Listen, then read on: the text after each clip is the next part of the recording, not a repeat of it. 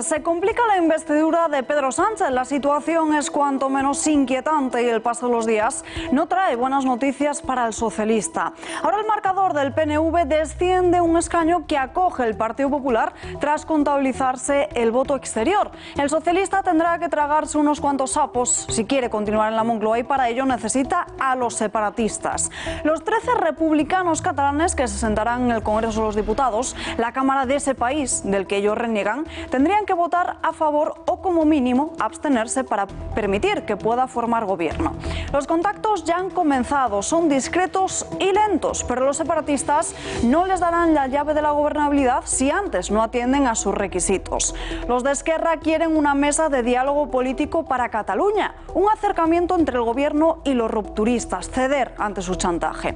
Tan precipitado ha sido este acuerdo entre Pedro Sánchez y Pablo Iglesias que ni siquiera lo han consultado a las bases, como se exige en los estatutos de su partido. No hay duda de que finalmente el brazo a torcer será una vez más el del Partido Socialista con tal de mantenerse en la poltrona de presidente.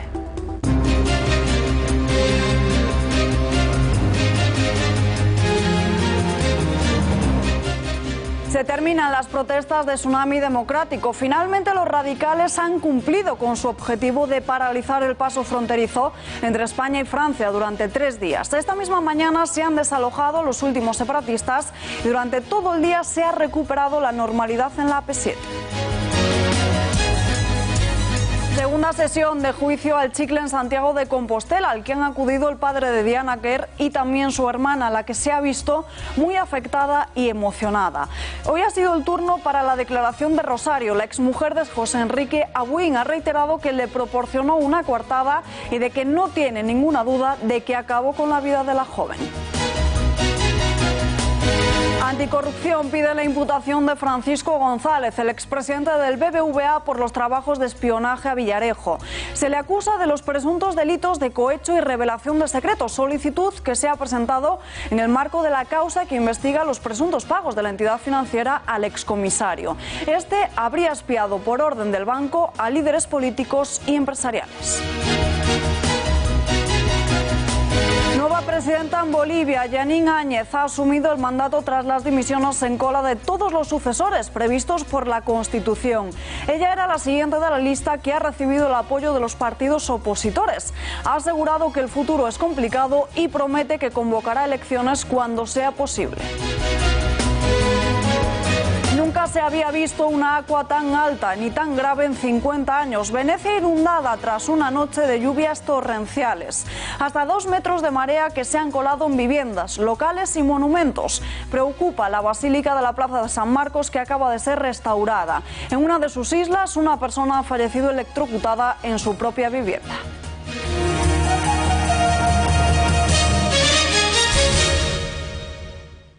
Cambios en el tablero político. El Partido Popular gana un escaño a cuenta de los nacionalistas vascos. Con el recuento definitivo contando ya el voto exterior, ese censo de residentes ausentes, el PNV pierde 1 por Vizcaya. Hasta este momento el contador de los populares en el País Vasco se había quedado a 0, que ahora suman 1. A la espera de posibles impugnaciones de actas y votos nulos, Beatriz Fanjul será la diputada número 89 del PP. Hasta ahora ese escaño pertenecía a los nacionalistas vascos, la primera fuerza en la región con 7 diputados y el 32% de votos el pasado domingo. Ahora el PNV se queda a 6 y sube el PP hasta los 89.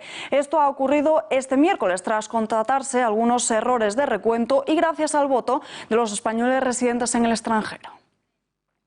Las redes sociales se le echaron encima a Pedro Sánchez y a Pablo Iglesias porque los estatutos de ambos partidos establecen que antes de llegar a un pacto debe consultarse entre la militancia. El PSOE lo hará el próximo 23 de noviembre, el acuerdo de gobierno de coalición con Unidas Podemos. La Ejecutiva Federal aprobará formalmente la fecha en la reunión que va a mantener el próximo lunes. A partir de ese día ya se van a comenzar a publicar los resultados. En Ferraz no tienen ninguna duda de que la consulta será favorable al pacto con Podemos y sus confluencias. El calendario nos lleva al próximo 9 de diciembre. Será la fecha en la que podría celebrarse la primera jornada de sesión de investidura Sánchez. En esta necesita mayoría absoluta. En la segunda, 48 horas después, mayoría simple. El PSOE y Podemos ya han iniciado los contactos en búsqueda de apoyos de cara a estas votaciones y aunque aseguraron en el PSOE que no querían depender de los independentistas, Pablo Iglesias ya habría intentado mantener comunicaciones con el grupo de Esquerra. Una de las primeras opciones que debería haber estudiado Ferraz era la del Partido Popular. No obstante, prefirieron irse a la izquierda radical y firmar un preacuerdo con Podemos. La número 2 del Gobierno, que fracasó en las anteriores negociaciones con las filas moradas, ya aseguraba que ese futurible de una abstención popular no se lo planteaba ni en broma.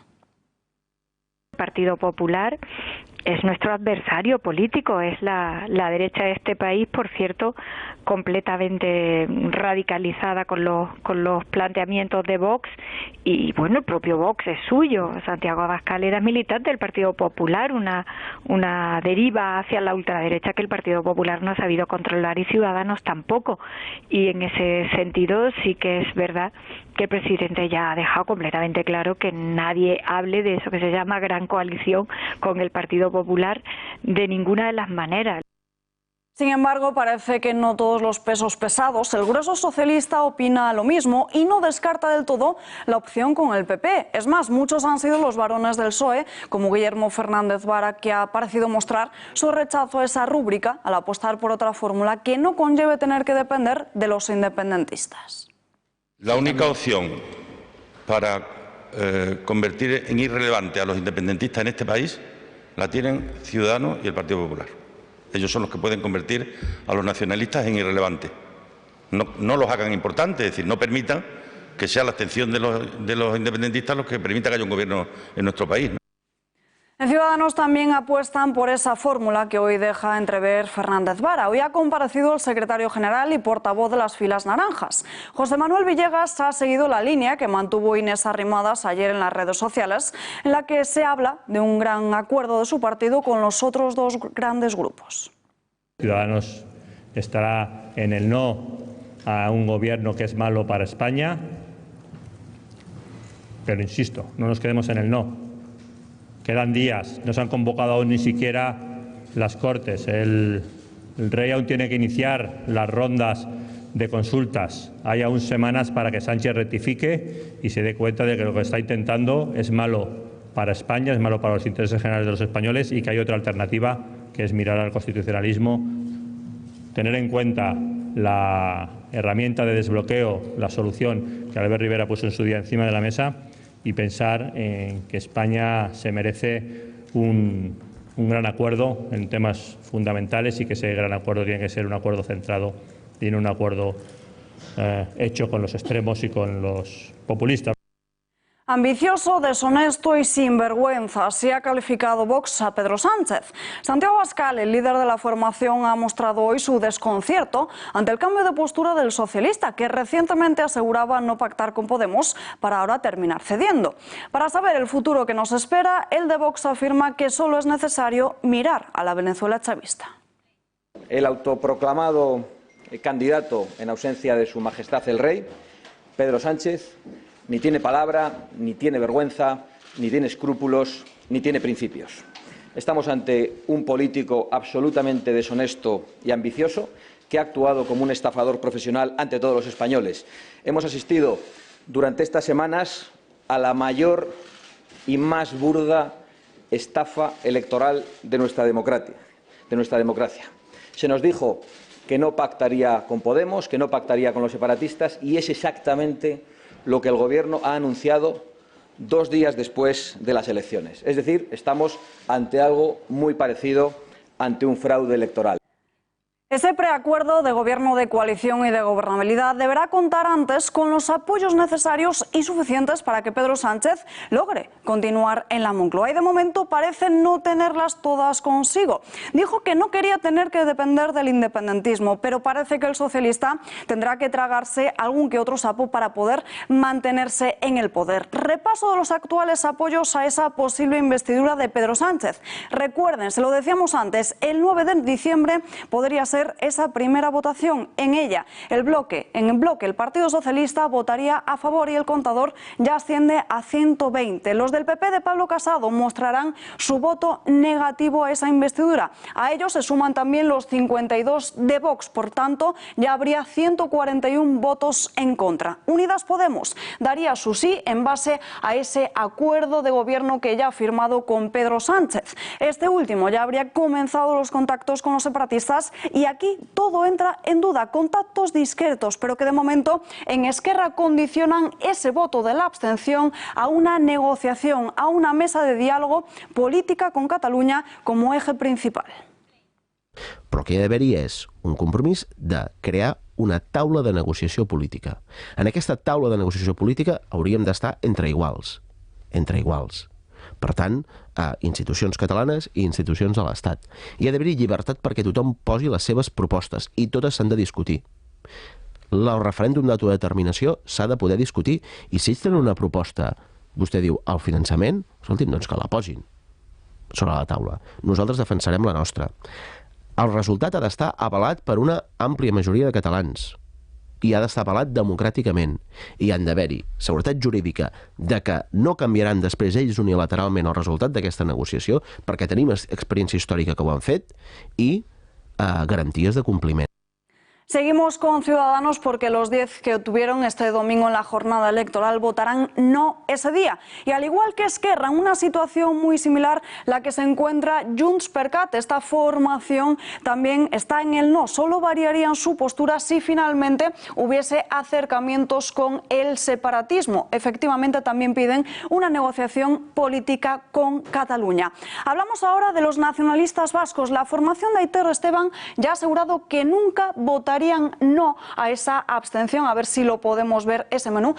Han asegurado que nunca votarían no a esa investidura de Pedro Sánchez, pero tampoco están en el sí. Para dar ese voto sí o mostrar una abstención, piden mayor financiación autonómica. En nuestro caso, en Euskadi, yo destacaría que es imprescindible, a la luz del preacuerdo y de las intenciones genéricas y generales contempladas en el mismo, concretarlas en base a una lealtad al autogobierno singular y reconocido que nos caracteriza.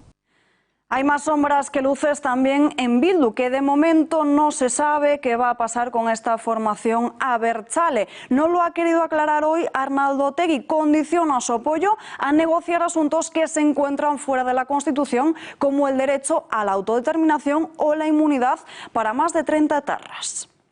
Nuestra receta ya saben cuál es. Es que nosotros hemos suscrito un contrato con un programa, que es derecho de autodeterminación, libertad para los presos políticos, sociales, progresistas. Queremos saber este gobierno, ¿cuál es su programa?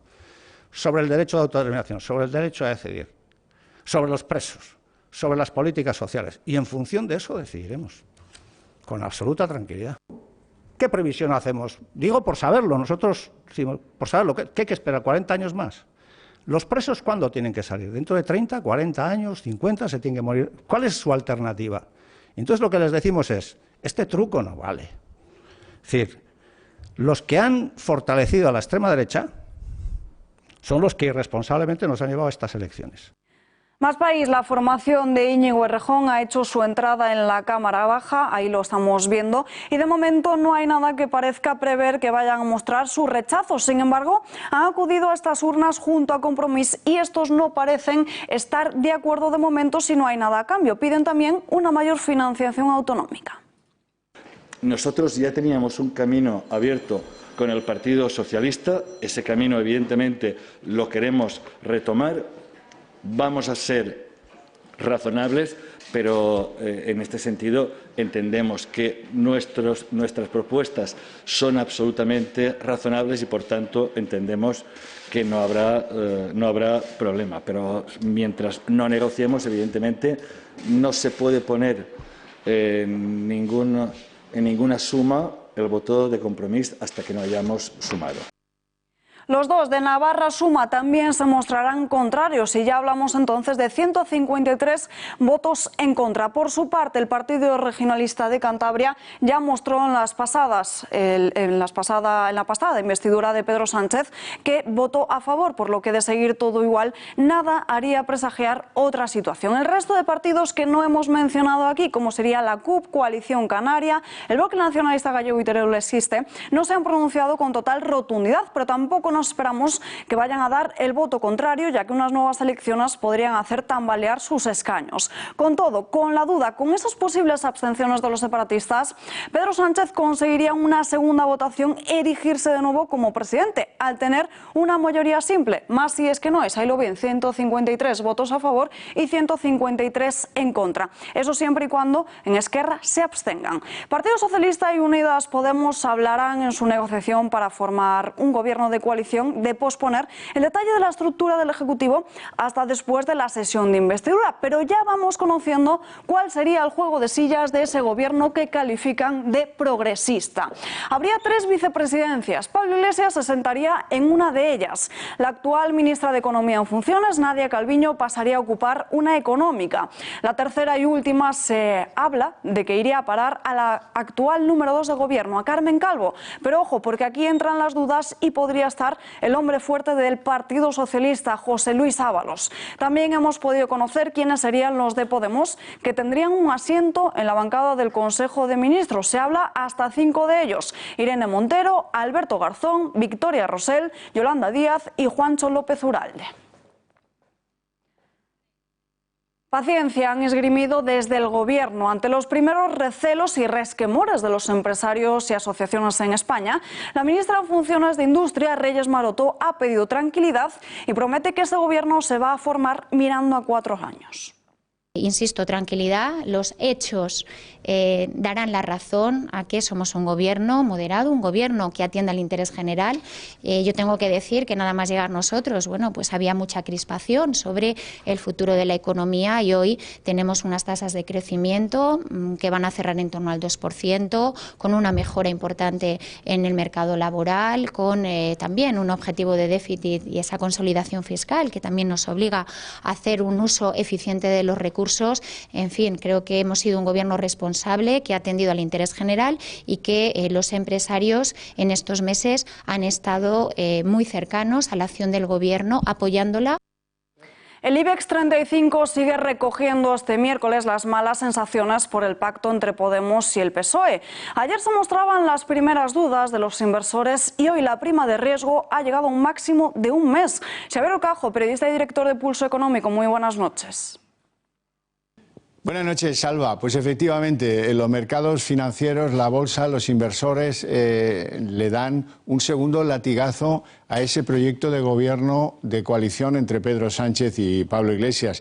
En apenas 2 sesiones, desde que ese acuerdo se escenificó en aquella firma que recordarán todos, la bolsa ha caído más de un 2%. En el día de hoy hemos perdido los 9.200, el mercado ha caído 1,21 y al mercado no le gusta este gobierno porque atrae más incertidumbres y no menos, y porque es una amenaza para un sector fundamental en la bolsa que son los bancos y las eléctricas, que son la esencia del IBEX 35 en estos momentos. A eso hay que añadir un aumento. Estamos en clave menor, pero es importante porque en muy pocos días la prima de riesgo se ha disparado. Estamos ya por encima de 75 y parece que el bono español va a pagar ese gobierno progresista gastón y que no le gusta a los mercados ni a los españoles ni a los internacionales.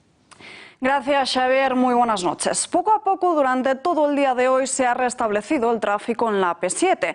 16 horas de bloqueo con cortes y barricadas en el paso fronterizo de la Junquera, en las que más de un centenar de vehículos y camiones han estado atrapados. A las 10 de la mañana de este mismo miércoles ha comenzado el desalojo.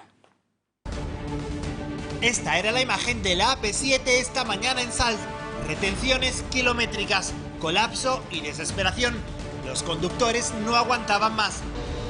Agobiado porque estresado. La cúpula de los GDR llamaba a seguir cortando las arterias principales de la comunidad, pero los mozos ponían fin a esta acción y restablecían el tráfico a las 3 de la tarde. más de 400 manifestantes radicales se congregaban en la autopista, impidiendo la circulación durante más de 15 horas. Pues me quedé anoche a las 5:30, 6 más o menos, y aquí estamos. Camioneros retenidos sin poder trabajar, mercancías que no llegaban a sus destinos e incluso algunos tenían que dormir en sus vehículos. No me dicen nada, yo esperar y estar, como todo. Porque 9 líneas de barricadas con todo tipo de objetos, desde neumáticos hasta ramas de árboles, les impedían el paso. Y los independentistas incluso les prendían fuego a la llegada de las brigadas móviles de los Mossos. Los agentes han identificado a 15 personas para ser investigadas por desórdenes públicos, aunque no se ha llevado a cabo ninguna detención. Los bomberos han tenido que acudir para apagar los incendios y los operarios de limpieza para retirar todos los objetos que los radicales han dejado en mitad de la vía. También se han desplazado miembros de los CDR al centro de Salt.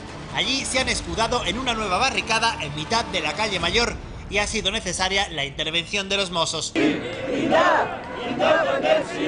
Pero desde los movimientos independentistas siguen llamando a través de las redes a nuevas movilizaciones en diferentes puntos de Cataluña.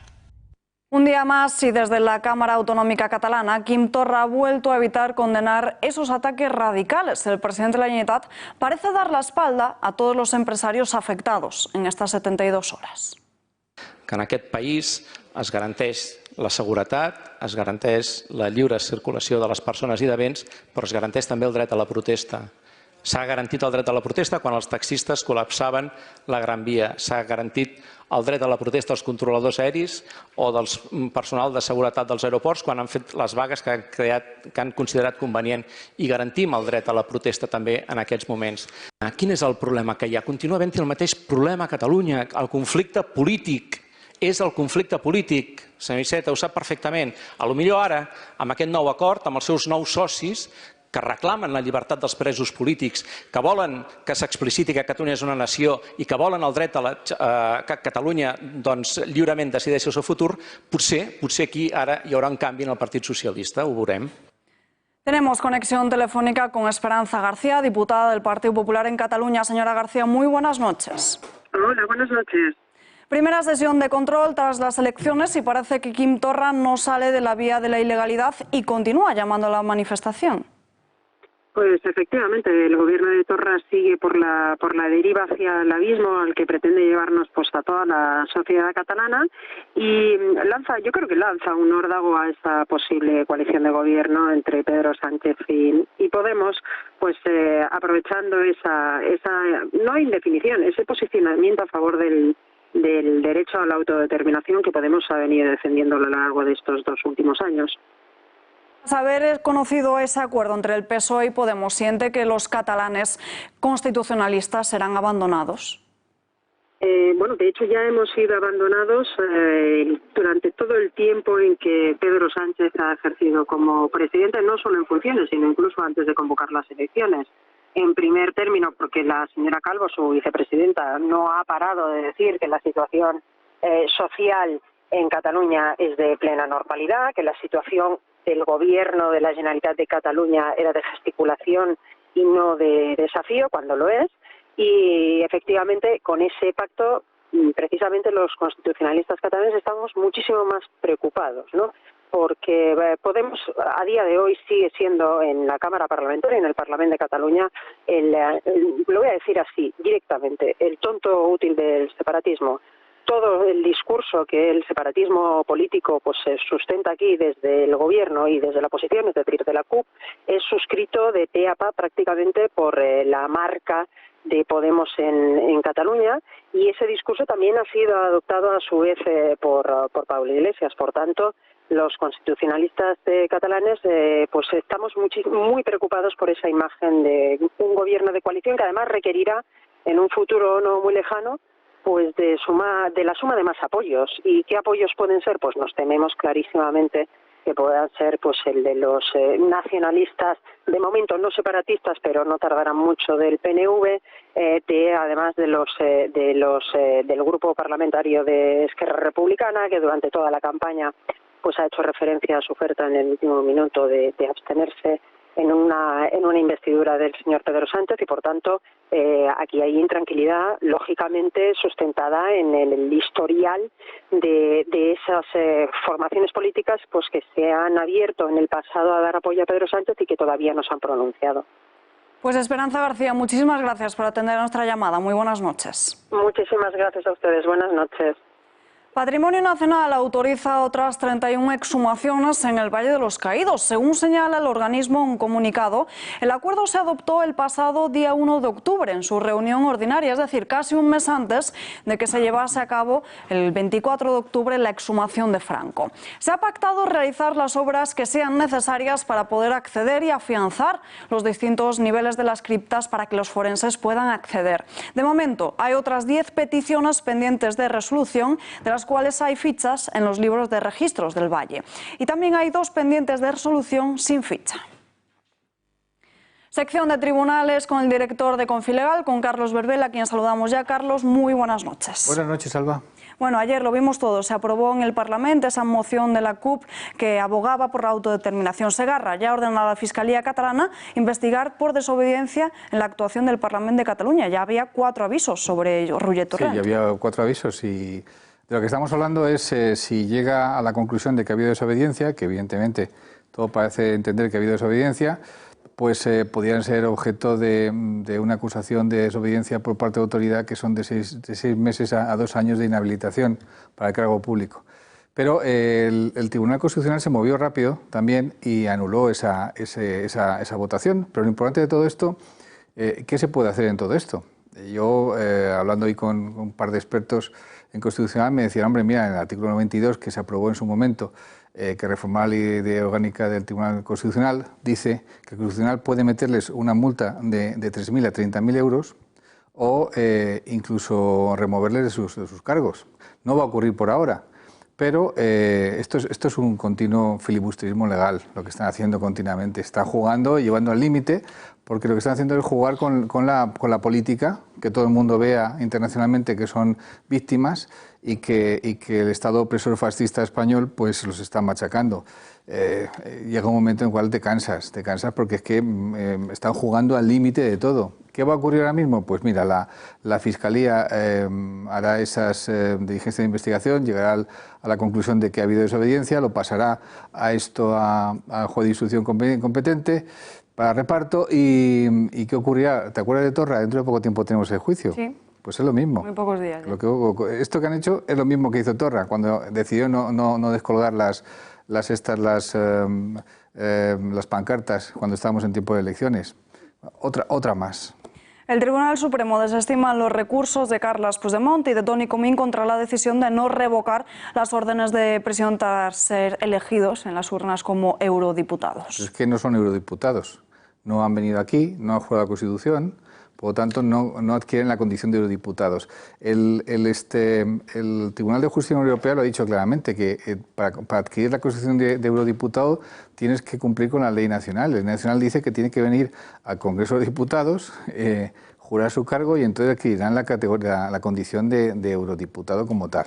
¿Qué quieren ellos? Pues revocar la orden de prisión, es decir, que pudieran volar a cualquier sitio y venir a cualquier sitio. Bueno, es que es una tontería, porque es que al final del camino están en busca de captura, son prófugos. Han condenado a 12 personas, compañeros suyos, por lo mismo que hicieron ellos. Por lo tanto, es lo mismo que el Parlamento, jugando continuamente al límite a ver qué es lo que ocurre. Bueno, llega un punto en el cual ya te acostumbras. Dices, a ver qué se sacan ahora de la chistera. Lo hemos hablado muchas veces y finalmente Anticorrupción pide la imputación de Francisco González. Lo dijimos aquí el pasado mes de julio. Dijimos que después de lo que ocurrió con el BBVA era de cajón de madera de pino que terminara siendo imputado Francisco González. Recordemos que los hombres de Francisco González, aunque Villarejo ha dicho que no habló nunca con Francisco González, pero sí habló con Corrochano, que era el jefe de seguridad del BBVA, y Corrochano, que está siendo investigado, era el hombre de confianza también del presidente del BBVA. Por lo tanto, ¿de qué estamos hablando? Estamos hablando de que hay anticorrupción, la Fiscalía Anticorrupción ha pedido directamente la imputación porque ve que hay signos de delito, rastros de posibles delitos por parte del presidente del BBVA. Esto es muy gordo, no nos damos cuenta, pero recordemos también que Villarejo en aquel tiempo era comisario de policía. Estaba haciendo, ¿cómo se dice?, pluriempleo. Pero no puedes hacer eso siendo comisario. O sea, no puedes tener una agencia de investigación y utilizar los medios que tiene la policía para servir por intereses espurios, dinero principalmente, e investigar a los rivales de otras empresas diferentes a las que tiene. Recordemos que él fue contratado, Villarejo, acuérdate, cuando SACIR intentó tomarse el control del BBVA. Y Villarejo hizo una serie de operaciones que por eso también está en la cárcel. Por lo tanto, no somos la bruja Lola, pero ya dijimos en su momento que Francisco González iba a ser imputado. Esta es el primer paso. Anticorrupción pide que sea imputado y yo supongo que el magistrado del Juzgado Central de Instrucción, Manuel García Castellón, pues lo más probable es que le impute. La Audiencia Nacional absuelve a l'etarra Cherokee, sentencia que no hay pruebas suficientes. Fíjate, el presidente de ese tribunal se llama Alfonso Guevara, es uno de los mejores penalistas de este país, o sea, viene de familia de penalistas y es muy riguroso. Y cuando él dice que no ha visto nada de ninguna prueba que ratifique que los dos estuvieron allí, Cherokee y su compañero, yo no es la primera vez que veo que tumba un caso como este diciendo aquí no hay pruebas suficientes. Por lo tanto, lo que no tiene sentido es que si no han sido reconocidos como tal, si las pruebas son circunstanciales y demás, mira, yo me fío de Guevara en ese sentido, me parece muy serio y si él no considera, el tribunal, que son dos mujeres, dos magistradas y él, consideran que no hay suficiente material incriminatorio, pues no es suficiente material incriminatorio. Recordemos que en 2005 ya la Audiencia Nacional condenó a Orkaiz Gallústegui a 26 años de prisión por la muerte de Lidón. Recordémoslo. Es decir, que el asesinato no ha quedado impune. Ahora, lo lógico, él también hay una cosa que si te lees la sentencia es curiosa. Él, digamos que le da una tobita tanto a la Ertzaintza como a la Comisión General de Información, a la Policía Nacional, porque el material probatorio no era suficientemente consistente. Y otro asunto curioso, desde Europa se ve que España avanza en la lucha contra la corrupción. Avalan las medidas que se están tomando. Avalan algunas medidas, de 11 medidas hay 2, 3 que se han cumplido completamente, otras que faltan por cumplirse. Hay 2 que en términos judiciales no cuelan, que es la elección de los 12, son 20 vocales que tiene el Consejo, porque dice que ese es el talón de Aquiles de la politización de la justicia, que son 20 vocales, de los cuales hay 12 que son jueces, y hasta el año 85 los elegían los propios jueces. Del año 85 hasta ahora los elige el Parlamento directamente. Dice que esa es la fuente de la politización. Y luego después es muy crítico con otra cosa que hizo el gobierno anterior, o este gobierno, en el año pasado, en diciembre, que aprobó la Ley Orgánica del Poder Judicial para que los nombramientos se hicieran de forma mucho más transparente, con una serie de medidas y que se respetara el mérito y la capacidad y demás. Bueno, lo ponen en tela de juicio completamente. Dicen que lo que se ha hecho hasta ahora no convence. Por lo tanto, aunque no nos dan un 10, pues estamos en un 5 o un 6, lo cual está bien en el sentido de que bueno, ahora ha ocurrido una cosa que es muy importante. Ellos hacen referencia a que no tenemos una ley de denunciantes anónimos o denunciantes de corrupción. Ya tenemos, hace poco tiempo, hace como un mes y medio, se aprobó por parte de la Unión Europea la directiva de protección de los whistleblowers, como se llaman, denunciantes de corrupción, y aunque ahí hace referencia, porque fue en junio cuando se aprobó esto, hace referencia a la no existencia de una legislación por parte de España para proteger a estos denunciantes de corrupción, ahora la directiva va a entrar en vigor dentro de muy poco tiempo, semanas posiblemente, venga a llenar ese vacío y digamos que será mucho más fácil combatir contra la corrupción. Date cuenta que no sé cuántos miles de millones de euros se pierden justamente por la corrupción existente en la Unión Europea. Y hablando de corrupción, precisamente, la próxima semana conoceremos la sentencia sobre los ERE. ¿Cómo va a afectar a Pedro Sánchez si es que le afecta? Hay que recordar que la Gürtel tumbó a Mariano Rajoy. Sí, pero la Gürtel tumbó a Mariano Rajoy porque hubo una serie de párrafos digamos que se tomaron de la forma que se tomaron y al final pues llevó a una crisis inesperada para Rajoy que no supo sacar adelante. Pero yo no creo que eso ocurra en el caso ERE. Posiblemente, a Chávez tiene una petición de inhabilitación, para no ir a la cárcel nunca, mientras que el otro sí, el otro podría, si es condenado, pero cuidado, no ir a la cárcel porque evidentemente es primera instancia.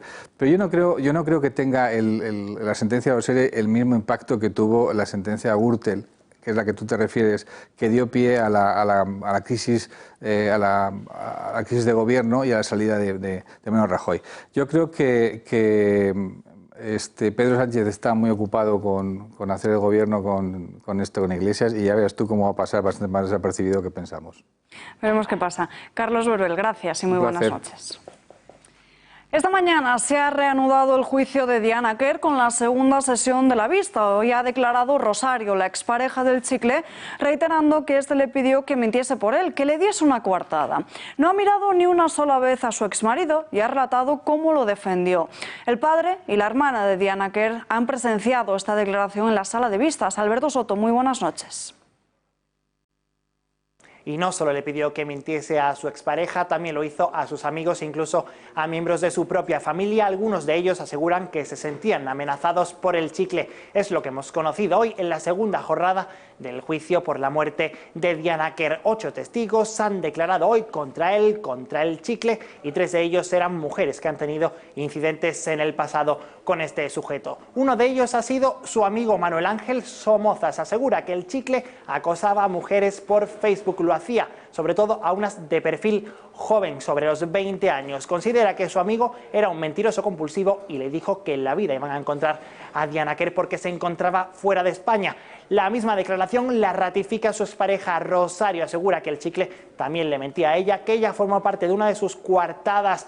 Le pidió que dijese que esa noche, la noche del suceso, de los hechos, había estado con él, algo que no era cierto, pero que le estaban acusando de unos hechos que él no había cometido. Todo ello formaba parte de su coartada. José Enrique Abuin, el Chicle, es el único acusado y el único que se está juzgando en estos momentos. Por su parte, la familia de Diana Quer dice que afronta el proceso estos días con más fuerza que nunca. Con fuerza y con la cabeza alta, que es lo que hay que tener en este momento, la cabeza alta y hacia adelante. Detenido un hombre por la presunta violación a una mujer en Durango. Los hechos habrían sucedido el lunes por la noche en esta localidad vizcaína. Al parecer, el joven de 24 años estaba con la víctima en la parte trasera de una iglesia y ambos habían mantenido con anterioridad una relación sentimental. Estaban hablando cuando, según la denuncia, el chico comenzó a sobrepasarse y terminó quitándole la ropa por la fuerza y violándola. Poco después, la joven denunció los hechos y fue trasladada al hospital, donde se activó el protocolo. El hombre ha sido detenido y permanece en dependencias de la Ertzaintza, a la espera de ser puesto a disposición judicial en las próximas horas. Una fuerte discusión entre una pareja china en el distrito madrileño de Carabanchel provocó que los agentes subiesen hasta ese domicilio. Los dos, de 25 y 26 años, se mostraron muy colaboradores, contando todo lo que había pasado. El hombre presentaba arañazos en el cuello y en la cara, además de una fuerte contusión en el rostro. Al parecer, ella le habría golpeado con una pieza de mármol. Una parte de ella estaba en el suelo, pero le faltaba un trozo que tenía la mujer escondido bajo su cuerpo. Los agentes procedieron a detener a la mujer por malos tratos en el ámbito familiar y esta se puso muy agresiva. Tuvieron incluso que usar la fuerza. Justo en ese momento, el hombre también se empezó a alterar, pateó a un agente y se dirigió a la ventana para lanzarse al vacío. Un agente logró cogerle y el joven quedó suspendido, tal y como están viendo en sus pantallas. Finalmente lograron meterle dentro de casa y lo llevaron detenido por atentado a la autoridad. Desalojado el último edificio municipal ocupado, La Ingobernable. La Policía Municipal de Madrid ha desalojado el inmueble sin ningún tipo de incidente. La recuperación de este edificio, que forma parte del patrimonio municipal, fue autorizada por la justicia el pasado 7 de octubre. El operativo ha contado con un amplio despliegue de las fuerzas de seguridad, con más de 130 efectivos policiales y más de 30 vehículos. El alcalde de Madrid, José Luis Martínez Almeida, y la vicealcaldesa, Begoña Villacís, han advertido de su compromiso contra la ocupación. Llega un nuevo frente que trae mucho frío polar, muchas lluvias y paisajes nevados. La Agencia Estatal de Meteorología ha alertado de la llegada de esta masa de aire frío que supondrá a partir de este jueves un desplome generalizado de las temperaturas y nieve en la parte norte del país. Mañana los termómetros caerán, marcarán entre 6 y 8 grados menos en algunos puntos de la península. Se esperan fuertes heladas y nevadas en la montaña. Hay avisos de nivel naranja en la cordillera cantábrica, Picos de Europa y el suroccidente de Asturias. Las rachas de viento de hasta 80 kilómetros por hora son preocupantes en Castilla y León, en el norte de Madrid, La Rioja, Murcia, Castilla-La Mancha y Galicia. Aquí, en la Comunidad Gallega, se ha activado el aviso de riesgo extremo por olas de más de 10 metros de altura. En Cantabria serán de hasta 6 metros.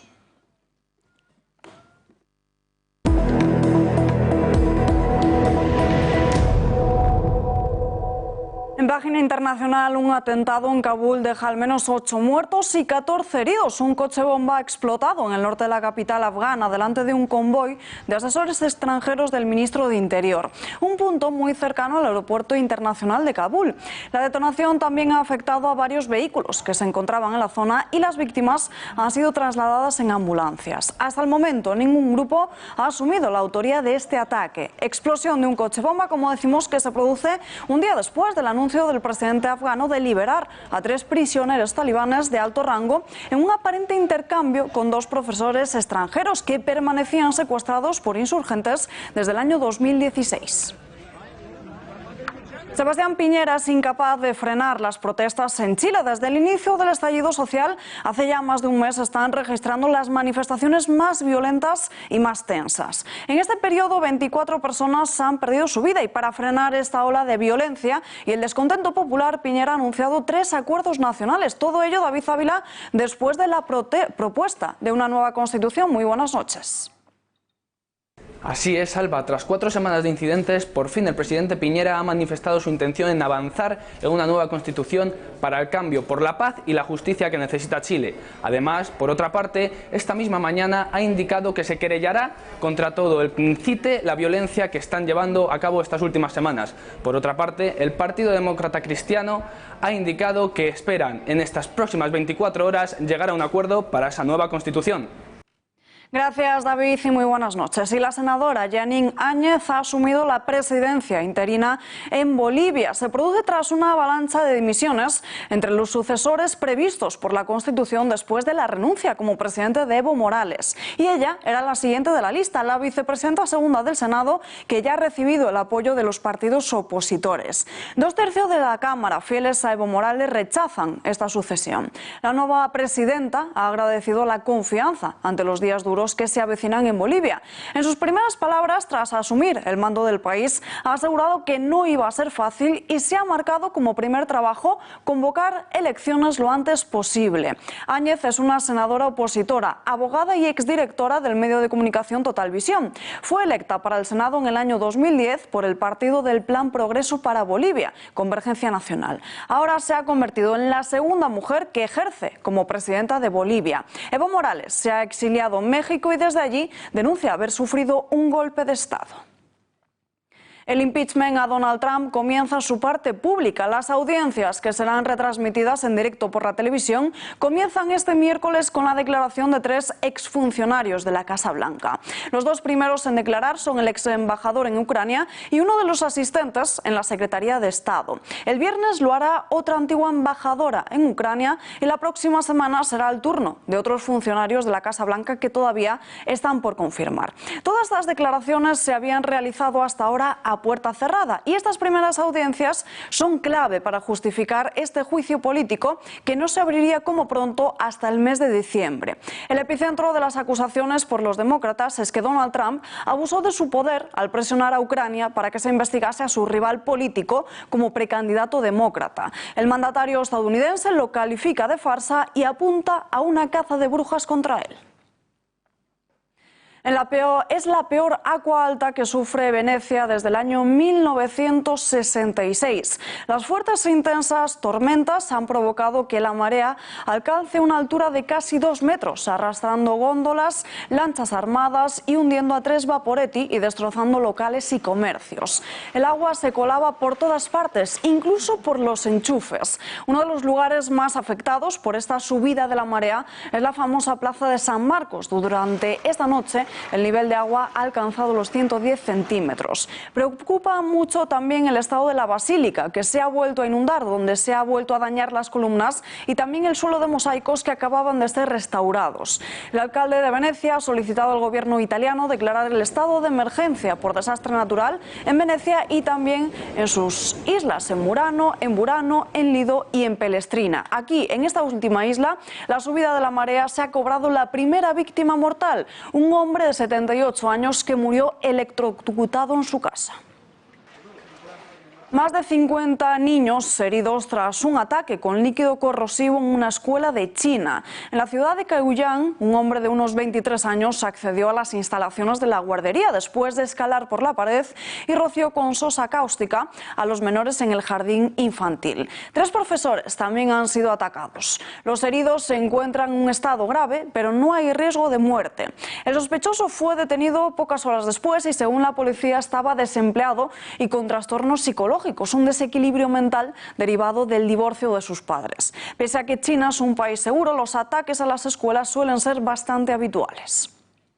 Greta Thunberg zarpa hacia España en el catamarán de una familia australiana. Lo ha hecho este miércoles en un catamarán para llegar a la cumbre del clima que se va a celebrar entre el próximo día 2 y 13 de diciembre en Madrid. La joven activista necesitaba un medio de transporte que no fuese contaminante y al final lo ha conseguido. Desembarcarán en no menos de 2 semanas en un puerto que aún no se ha determinado de Portugal. Su intención era acabar en Santiago de Chile, donde estaba previsto que se celebrase esta cumbre del clima, pero la crisis interna en la que está sumido el país ha obligado a mover a Madrid esta cita. La sequía extrema que afecta a Zimbabue se ha cobrado la vida de 200 elefantes. Estas condiciones climáticas severas que azotan a las sabanas del país provocan que otros animales, como las jirafas, búfalos, ímpalas y otras especies, estén perjudicadas y muchos de ellos también han muerto por el calor extremo. Una sequía que también afecta a las personas. 30 han muerto por enfrentamientos con los animales que están en búsqueda constante de agua y de comida. Además, los cultivos de maíz se han arruinado, por lo que la mitad de la población del país está dependiendo de ayuda alimentaria. Las autoridades buscan soluciones urgentes. Una de ellas es la del traslado de los elefantes. La Asociación de Parques Nacionales no recibe ni una sola subvención por parte del gobierno del país.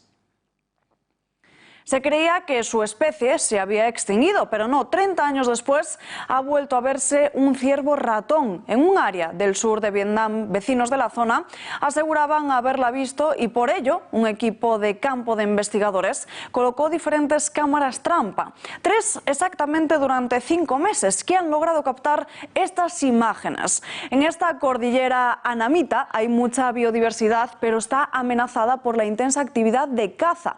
El ciervo ratón se describió por primera vez en el año 1910 a partir de 4 individuos que hallaron al sur de Vietnam. Una expedición rusa en el año 90 en el centro de Vietnam recogió un 5º individuo. Se trata de los mamíferos con pezuñas, los húngaros más pequeños del mundo. Pesan menos de 4,5 kilos y son tímidos y solidarios.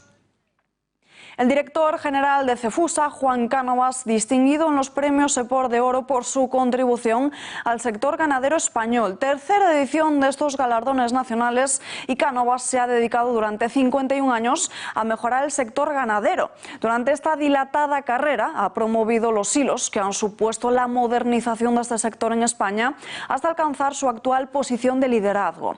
Ha liderado Cefusa incorporándole grandes avances tecnológicos, la optimización de los sistemas sistemas de producción y el cuidado de las granjas, garantizando el bienestar animal, la economía circular y la sostenibilidad de la actividad ganadera y del medio rural.